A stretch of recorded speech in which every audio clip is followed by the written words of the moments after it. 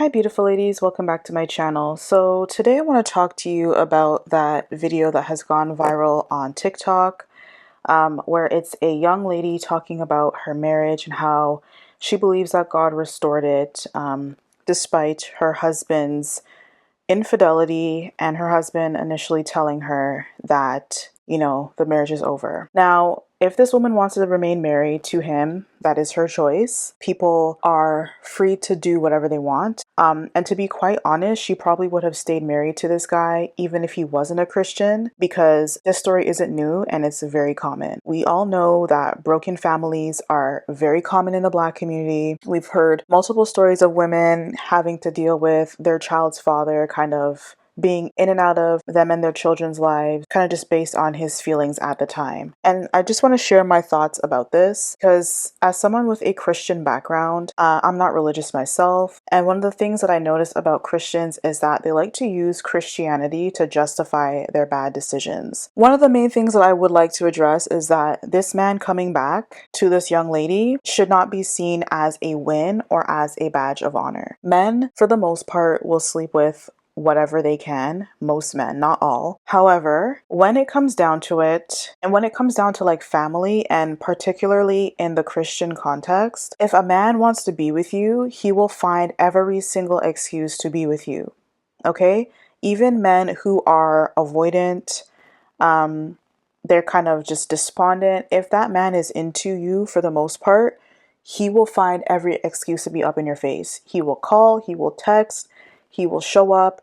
He will be in your face if he is into you. And now I believe that whenever a man tells you something, you need to listen to his words, if those words can work against him. So for example, if he's telling you something that is not in his best interest, so in this case, he's telling her that he doesn't want to be with her. I mean, that is not in his best interest because he's no longer going to have access to a family unit and all the things that come with that. And he'll also have to contend with community and public scrutiny. Him taking that risk and telling her that he does not want to be with her is truly his true intentions of saying, look, I don't want to be with you. And the fact that she was pregnant, told him that she was pregnant, shared the sonogram, was not present, did not talk to her during her entire pregnancy, should also be a clear indicator that this man did not want to be with this young lady. Okay? He did not care if you had morning sickness. He did not care if the baby was healthy or you were healthy. He did not care, okay? And he told you that from the very beginning, and his actions also lined up with what he said, okay? But him coming back, she saw that as, oh, God restored my marriage. He came back. No, honey, he came back because things probably did not work out with the girl that he really wanted to be with. And he only came back because it's convenient. A lot of men are selfish like that. They will keep women around when they know that they have no interest in being with you faithfully and truthfully, and they will keep you around as much as it benefits them until they move on and find what they really want. And that is exactly what this man is doing. And now I posted another video about the importance of marrying before you carry. And some people had said, marriage does not protect you from a man stepping out. And this is a great example of that. And as a response to that, it is very, very, very, very, very important that you vet the person that you are going to date and or marry, because a lot of times the signs are there during the dating stage, even before you get to the engagement stage and long before you get to the marriage stage. But a lot of women, especially Black women, because the Black community does not have guidelines that other cultures have, that men are to follow in order to be able to date their women. Rather than asking the question, is he marriage minded? Can he provide for the family? Is he going to be a good father? We don't really ask those kind of questions. The Black community kind of just jumps into this. And that brings me to my next point. A lot of people forget that Christianity stems from Judaism. And in Judaism, there is a very, very lengthy process, especially back in the Bible days. There was a very, very lengthy process, a lengthy vetting process that a lot of men had to adhere to in order to even court a woman. He had to demonstrate that he was able to provide for the family. He had to demonstrate to the family that he had shelter, adequate shelter. It's like, if you're going to take my daughter out of my home and I spent how many plus years taking care of her and providing proper care, I need to make sure that you're going to continue that or provide her better. Okay. You had to bring jewels, you had to bring gifts, and these jewels and gifts were to be given to the woman for her security in the event that the marriage broke down, which was very, very rare back then, or in the event that he passed away, so that she could have something to pawn off and be able to continue to take care of herself and her children. But as I said before, the Black community does not have any standards. These standards do not exist. But then by extension, you also need to vet. And if you're not able to find someone in your immediate surroundings or wherever that is a viable family man, a good husband, he can be a good father, he's a provider, he's a protector, provides a safe space for you to be able to express yourself if you have any concerns. Now, this young lady is hiding behind religion as a trauma response instead of facing the reality because it's too painful. You know, in Christianity, you're told that marrying a Christian man is the right choice, that only a Christian man will love you, like how Christ loved the church, that a Christian man will cover you, provide you with all this protection, you know, these various terms that exist in Christianity. And obviously, that can be a huge shock when the opposite happens. You're told, like, you know, even though you're going to go through trials and tribulations, and you hear so many people sharing their stories, you know, it's going to be, it's going to all pay off. And don't you worry. But a lot of these people who are telling you that you need to persevere, they themselves also have religious trauma. And 9.5 times out of 10, it's the woman that is pushing this rhetoric. And if she's really honest with you and she tells you the truth, she will probably have similar stories of her man cheating on her throughout her entire relationship. Or if it's not cheating, her man kind of looking at other women, flirting with other women. He's abusive a lot of times. This is a very common story that a lot of Christian women have, but a lot of them, the only reason why we know about it is because they tell their children and their grandchildren, and now the children and grandchildren are the ones who are speaking up and saying, wait a second, this happened to your grandparent too, this happened to mine. And now we're waking up to it. So of course this girl is in shock because it's like, I was told all these things are going to happen and he's going to provide all this, but like he's not delivering on his end. And so then the church, the Black church, and other non-Black churches as well do this, especially in the West. They will encourage women to fight for their marriage and say things like, oh, you know, it's an attack from the enemy, and you know, he's just coming to destroy your marriage, and you need to stand firm and not let the devil win, because, you know, divorce is frowned upon. God hates divorce. And you know, if you're a woman, if you're an unmarried Christian woman, that's seen as a failure. And it's an even bigger failure if your marriage fails and you allegedly didn't do enough to fight for that marriage. And in this case, doing enough means staying and enduring in that relationship. Enduring is another word that Christians like to use. Oh, and another thing, the reason why this is so common amongst religious women, it's not just Christian women too. Like, you'll hear some women from other religions go through some tragic things and they use their faith to kind of excuse certain behaviors. The reason why this is so common with religious women is that it is so much easier to put your faith in a higher being and kind of just use it as an excuse to like dismiss any control rather than, you know, taking accountability and saying, okay, this is scary. This is something that I've never experienced before. I'm going through cognitive dissonance. Like, I was told this one thing in my faith, but now I'm experiencing something completely different firsthand. But I'm going to try my best to change my situation by, I don't know, not being married to this person anymore. It's much easier to kind of just dismiss and put your faith in something outside of you than it is to kind of just wake up and face the reality, which is what a lot of people do. This is why people will spend thousands of dollars on like religious paraphernalia, conferences, prayer oil, prayer shawls, all these things, because it gives them something to kind of hope for and believe in. It's much easier to do that than it is to actually do the inner work and be honest with yourself. If you look at a lot of these women, they have mental health issues. A lot of them are depressed and don't even know it. A lot of them are anxious because it's the anxiety of having to, I guess, monitor your husband's behavior as if he is a child, while also trying to show that you're a devout wife. Okay, that can cause a lot of anxiety. And if you look at a lot, they're just so sad and unhappy. And that's a reason why a lot of these women are also mean to younger women. And especially if you're unmarried, because it's like, you haven't been tainted yet. You haven't had to go through what they've gone through. And so they're jealous and they envy you for being free and you still have the opportunity to choose wisely for yourself, whereas they themselves are stuck. And they're not stuck. They can easily choose peace and leave their relationship.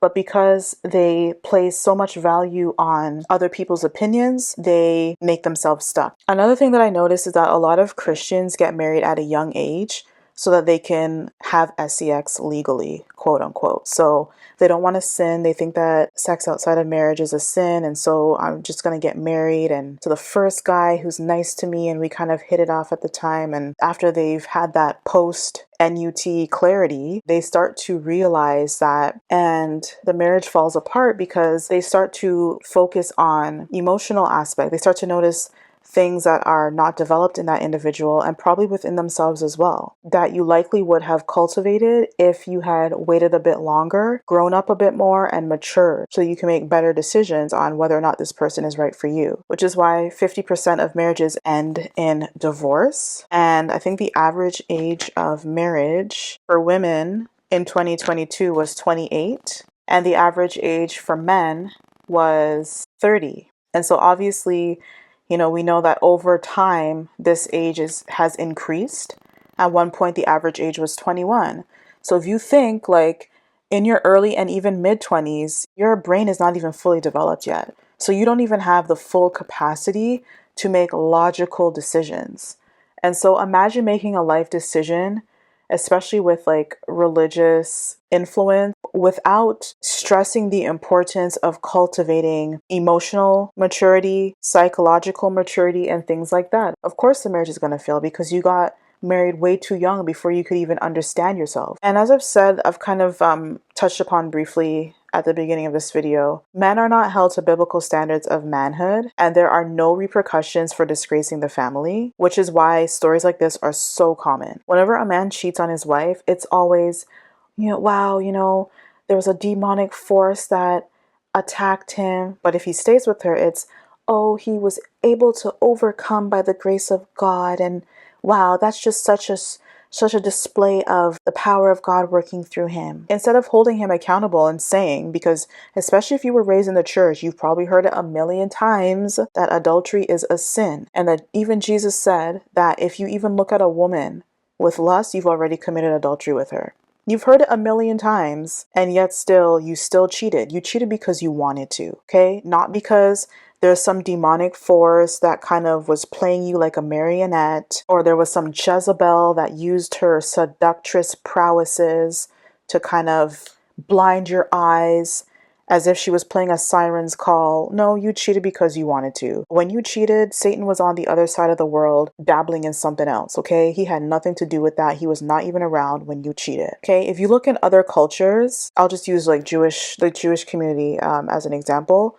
Jewish men currently, if they break up their families, or say, for example, if a man commits adultery and other things in Judaism, the wife is allowed to ask for a divorce, and it's called a get.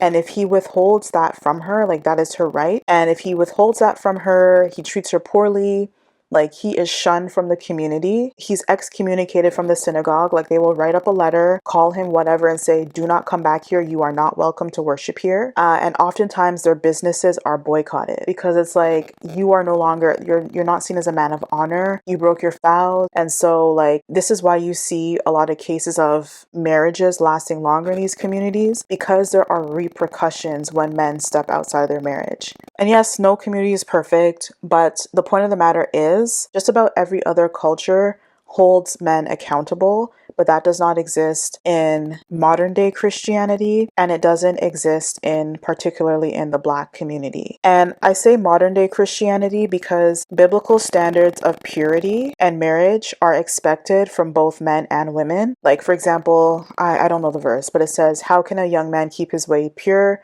By keeping it according to your word. The verse of scripture that I said where Jesus was like, If a man looks at a woman with adultery, with lust in her eyes, he's already committed adultery and things like that. Even Mary Magdalene, when she was caught in adultery with a man and they wanted to stone her, Jesus was like, okay, where's the other person? Weren't there two people involved in the act? Which by Jewish law back then, if a man and a woman were caught in adultery, they both were to be stoned, not just the woman. So there are biblical guidelines for how men and women ought to govern themselves, especially as it relates to marriage. But for some reason, modern day society, and it's nothing new to be honest, because even back then they wanted to demonize the woman only, but we demonize women for certain things and we place the onus and the responsibility on women, but then we kind of let men go scot-free, which is a reason why I think that society is in shambles the way that it is now, because there's no accountability, and when there's no accountability, it creates weak men. So if you are a Christian woman listening, or you have some sort of Christian influence, I encourage you not to listen to women like these, and please, for the love of God, do not take her course or anyone else's course. People like this will make you pay thousands of dollars to tell you to stay in abusive relationships, and then it's not going to make you happier. It's not going to restore your marriage. All it's going to do is play on your mental health and make you depressed and make you anxious, because you're constantly having to worry about, like, you're doing the work to be a good wife while your husband doesn't really care and he's out there doing what he wants to do. That's going to play on your anxiety, because you're wondering, oh God, like, okay, maybe he did this because I didn't pray long enough, or I didn't fast hard enough, or I didn't give enough offering. And oh my gosh, all these performative things. The answer to that is he simply wanted to cheat. It doesn't matter if you fast for 40 days and 40 nights. If that man wants to cheat on you, he's going to cheat on you. Okay? You do not need a course to lie to you and deceive you and tell you that if you take my course, I'm going to show you how to restore your marriage. If your man does not want to work on his marriage, as a matter of fact, if any man that you are seeing does not want to commit to being a good family man, and you know what behaviors he has that will tell you that he's not a good community man, there's nothing that you will do. There's no prayer. We have something called free will, okay? Every single human being has the freedom to make their own decisions. And so if that person does not want to be a family man, he's not going to be a family man. It doesn't matter if you donate thousands of dollars in tithes and offering and you fast for 40 years straight. If he wants to cheat on you, he's going to cheat. So save yourself some money and peace of mind and vet properly. Look at the man's character and behavior and be honest with yourself. Don't allow other women to manipulate you, especially religious women who are married to losers. Do not let them manipulate your choices. And if that means that you need to stay away from these type of churches and just worship at home, then do that if it means giving you mental clarity and peace of mind. Okay? And if you're not able to find someone suitable, consider dating outside of your race or outside of your community.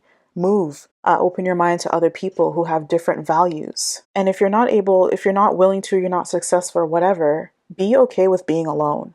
There is nothing wrong with being an unmarried woman. There is nothing wrong with being a child-free woman. There are so many other things that you can do in life to give you accomplishment.